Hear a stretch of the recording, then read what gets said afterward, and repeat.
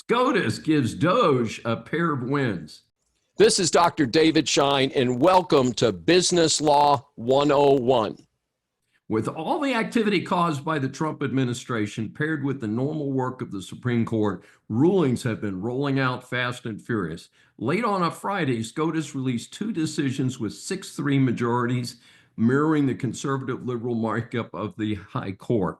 The first ruling lifts a lower court order preventing DOGE staffers from accessing confidential data at the Social Security Administration.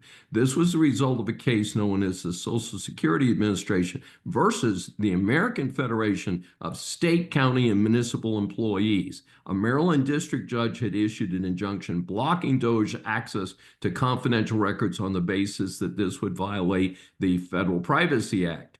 In the second ruling, the case was known as U.S. DOGE Service versus Citizens for Responsibility and Ethics in Washington, acronym CREW. CREW had been seeking records of DOGE under the famed Freedom of Information Act, also known as FOIA. The basics are that a government agency is subject to FOIA.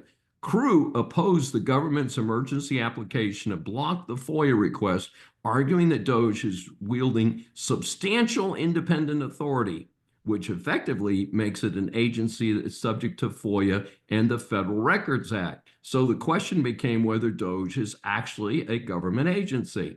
However, the Roberts Court held that the FOIA applies to records created by federal agencies and does not cover records held by Congress, the courts, or state and local government agencies. So given the executive status of DOGE, it was determined not to be an agency subject to FOIA.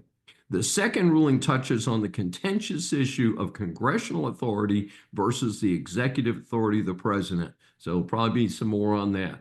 This is Dr. David D. Shine for Business Law 101. If you've enjoyed this episode, please subscribe on your favorite platform.